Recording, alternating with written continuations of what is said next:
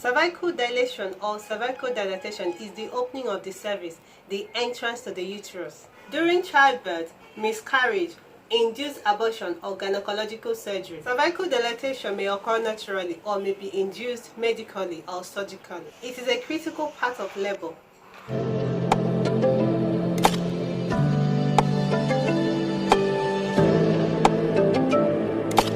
Hi dear, welcome to my channel. I am Nurse Mercy. In this channel I talk about fertility, pregnancy, labor, delivery, family planning and parenting. First of all, I want to say a very big thank you to my first 1,000 subscribers on YouTube.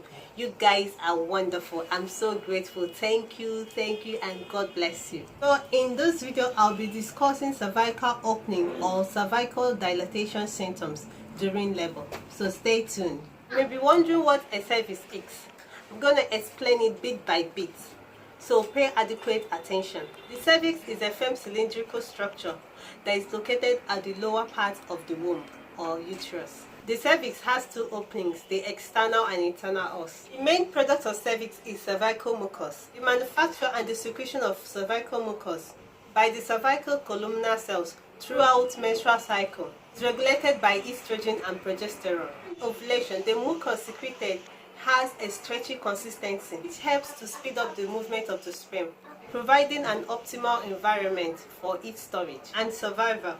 Following ovulation and conception, the mucus reduces in fluidity and volume and become more viscous, thereby discouraging sperm and microorganisms from entering into the uterus.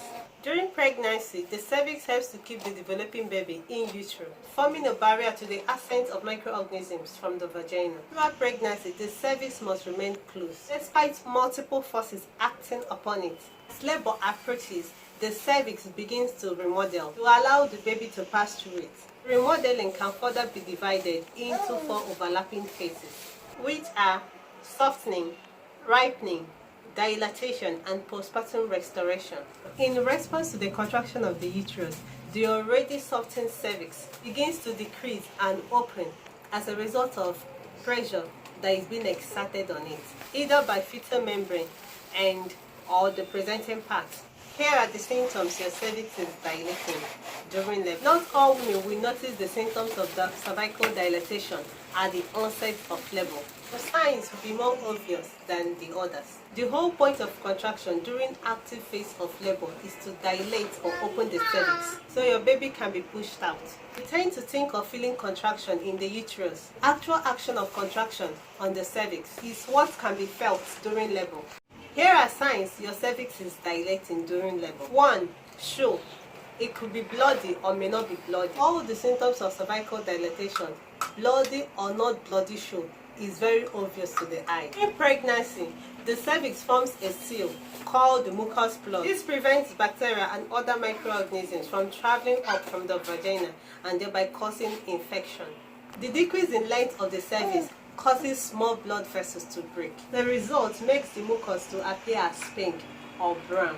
2. Cramping and backache. If you begin to experience cramping that occurs low down, just above your pubic bone, is a sign that your cervix is dilating. You also feel a dull ache on the lower part of your back. It comes at regular interval. 3. Lightning crotch. It's a sharp shooting pain that is felt on the vagina as a result of your baby's head pressing on the pelvis. It happens to so many women as they get closer to their due date. 4. The purple line. Basically, the purple line is, as the name implies, reddish purple or brown line creeps up from the anus to the top of the cleft of the buttocks as the baby's head moves down. You may not see it, but your doctor or midwife sees it clearly. 5. Gapping of the anus. Once the cervix is fully dilated at 10 cm, the anus begins to gap. You may not see or feel it, but your doctor or midwife sees it clearly. Once you notice any of these signs, especially show whether bloody or not bloody, please call your midwife or your doctor and move straight to the hospital immediately to deliver your baby. I pray you have a safe delivery. Thanks for watching. If you found this video helpful and you would like to watch similar videos, please click on the red subscribe button below this video and turn on the bell icon in order not to miss out anytime I upload a new video on this channel. Bye.